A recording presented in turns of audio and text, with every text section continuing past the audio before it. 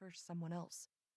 He'd assured me nothing had happened between them, yet, and the implication of that last word had felt like 100 shards of glass ripping through my heart. Thankfully, my sister had already lived in town for a few years, having attended university here and snagging a great local job a week after graduation. When I'd called Anita, she'd not only offered me her spare bedroom, but also both shoulders to cry on. I didn't need to rely on her as often these days. The 7 months since the breakup had given me distance and time to acknowledge my post-Oliver life. But this year had left me emotionally raw and bruised. No surprise, then, that my typically unshakable festive spirit had all but disappeared. As far as I was concerned, I wanted nothing to do with Christmas this time around. In fact, I was actively willing the season to pass. I heaved a sigh, trying to push away the heaviness in my heart. But before I had time to step out of the car, my cell rang with Pink's Trouble, my personalized ringtone for Mom. It was something my sister had recently added, and it made me grin every time.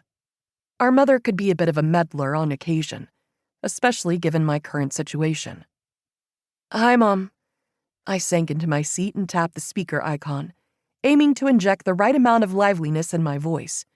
Too much, and she'd ask what was wrong. Too little, and she'd be equally suspicious. "Callie, darling," Mom said, and I suppressed a sudden pang of homesickness as I imagined her standing in the kitchen of our family home in Pineville. She probably had the faded blue plastic receiver of her old 90s landline phone cradled in the crook of her neck, the long cord stretched out behind her. "How are you?" "Peachy keen, Jellybean." Whoops.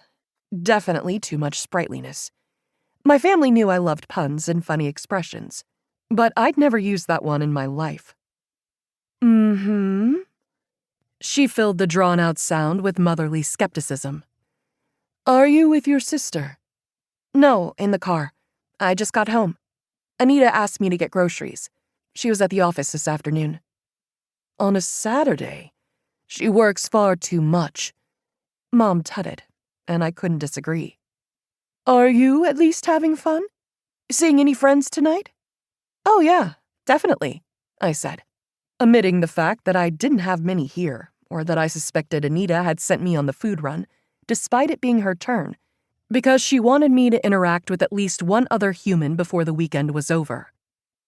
"I see," Mom said, and when she clicked her tongue, it felt as if I'd walked into an expertly laid trap.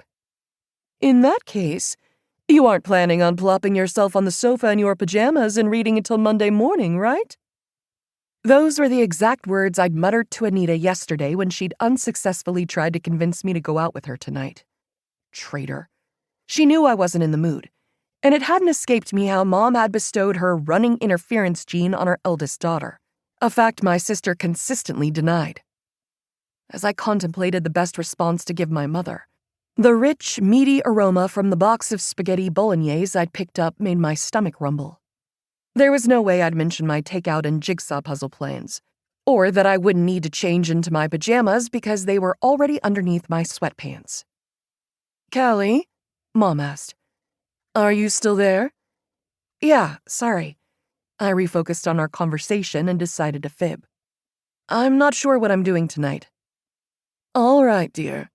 Then let's talk about Christmas. Have you given any more thought to coming home for the holidays with Anita?" "Mom, we've already discussed this. I can't."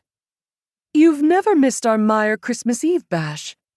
She paused, seemingly choosing her next words with utmost care. "It won't be the same without you.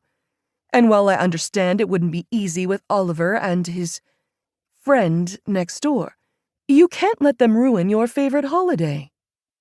"Oliver and his new girlfriend being there isn't the problem." "Mm-hmm," she said for a second time. "It isn't," I insisted, wishing it were true. Fact was, when I'd learned a few weeks ago that Oliver and his new squeeze, a bona fide goddess in the form of local TV reporter Sarah Barrett, would be in Pineville over Christmas, it had been the final nail in the going home for the holidays coffin. While the all-consuming thick and stifling breakup fog had mostly subsided, it didn't mean I'd fully recovered. What happens...